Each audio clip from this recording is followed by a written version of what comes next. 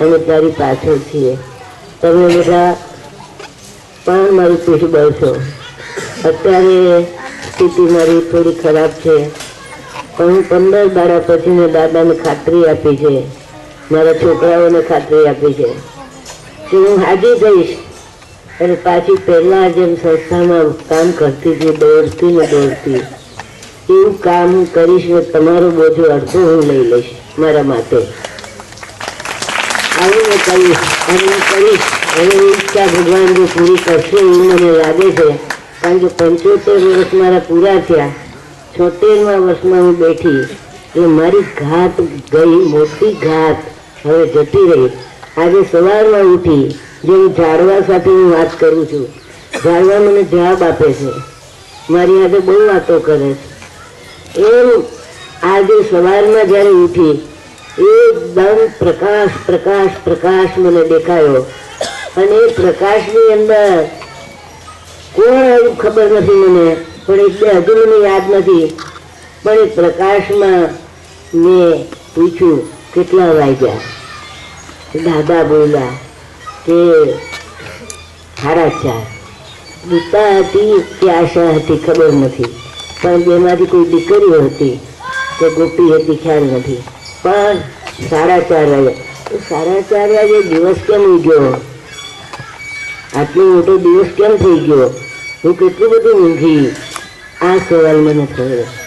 એટલે ભગવાન ઈશ્વર જ્યાં સત્ય, પ્રેમ, અહિંસા છે, જ્યાં મહાવીર, ગાંધી અને બુદ્ધ છે, ત્યાં જે સ્થળમાં એક એક ધૂળમાં, એક એક માટીમાં, એક એક ઝાડમાં જે બોલી રહ્યા છે, ત્યાં કદી આસક્તિ ન હોય, ત્યાં કદી ખરાબી ન હોય. ત્યાં તો હંમેશા ટમટમતા ઘરે ઘરના દીવડા હોય. તમે બધા દીવડા છો, અમે દીવડા તરીકે ગામે ગામ, તમારા ગામ, તમારું ઘર અને તમારા પેલામાં આપણે લાંબે જવું નથી, પણ બનાસકાંઠામાં એવા દીવડા ફેલાવો. કોઈ દુઃખી ના હોય, બધાને ઘર હોય, બધાને કપડાં પહેરવા મળતા હોય, બધાને ભણવાની તક મળતી હોય. પ્રભુને પ્રાર્થના કરું કે આ પ્રકાશ એવું ફેલાય જે મને દેખાયો. એ પ્રકાશની અંદર આ બનાસકાંઠાની ભૂમિને ઉજ્જવળ થતી હું જોઉં, એવી પ્રાર્થના સાથે તમને બધાને વંદન કરી અને રજા લઉં છું. તમે બધા મારા છો, મારા દીકરાઓ છો, મારા ભાઈઓ છો, કેટલાક કાર્યકર, તમે બધા પરિવાર છો. એમ બનાસકાંઠાને પણ હું મારો પરિવાર માનું છું અને ભગવાનને કહું છું કે જન્મ મને હવે કર્તવ્ય પુરુષ જેવો પતિ મળે અને અમે સાથે કામ કરીએ. આવું કાયમ માટે કહું છું. એટલા માટે મને જે સાહેબ દાદાએ, તમે બધાએ જે પ્રેમ આપ્યો છે ને જોશ આપ્યો છે એ બદલ તમારા બધાને ખૂબ ખૂબ તમારી તાકાતને અને એ તાકાતથી હું ખૂબ ખૂબ શક્તિ મેળવું છું એવી પ્રાર્થના વંદન કરીને રજા લઉં. આભાર દાદી. दादी खूब सुंदर बातों करी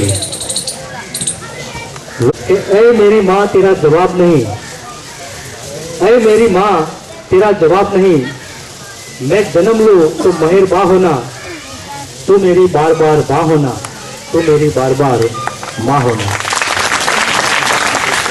હવે છેલ્લે પૂજ્ય દાદાને વિનંતી કરું કે આપણી સાથે થોડી વાતો કરે અને દાદીને શુભેચ્છાઓ પાઠવે. પૂજ્ય દાદા. એમાં એક નાનકડા રૂમાલ છે તો દાદી તમને બધાને આપે છે.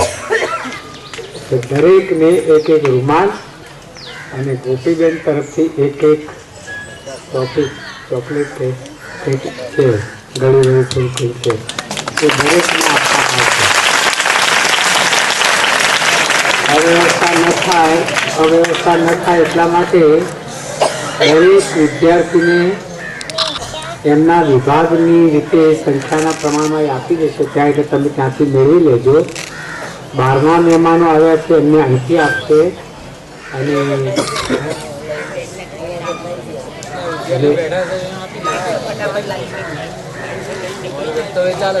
હા તો જ વાંધો નથી. તો પછી અહીંયા જ બેઠા બધાને આપી દેશે તો સારું. ના જેતે નહીં, બેઠા બેઠા જ આપી દો ભાઈ. બેઠા બેઠા જ 5-10 મિનિટમાં આપણે છેલ્લે ગીતો ગાઈશું અને એ વખતે વહેંચણીનું કામ કરીશું. ઠીક છે. પછી દાદીએ બધી વાતો કરી, ખુશાલજીએ વાતો કરી. દાદીની જે પરિસ્થિતિ છે તમે જાણો છો કે બીમાર છે, બેસી શકાતું નથી, જે ઘડીએ ઘડીએ સુઈ જાય છે, એટલે વધારે બોલવાનું આપણે રાખ્યું નથી. ઘણા બધા મિત્રોને બોલવાની ઈચ્છા થાય. પહેલાં તો આ કાર્યક્રમ જ દાદી તો ના પાડતા હતા, મારે કાર્યક્રમ નથી કરવો. બધું દાદાભાઈને બધાને બોલો એટલે કાર્યક્રમ મારે કરવો નથી. અને એમની ઈચ્છા એ નથી કે હું ક્યાંક બહાર જતી રહું 2-4 દિવસ માટે, અઠવાડિયા માટે. હું ત્યાં જ મારો જન્મદિવસ ઉજવવા માગું છું, કાં તો પોંડિચેરી કાં તો બીજે ક્યાં. પણ અમારી ઈચ્છા એવી હતી કે અહીંયા જે થાય, છેલ્લે જે એમની માંદગી વગેરે શરૂ થયું એના કારણે આ પરિસ્થિતિ નિર્માઈ.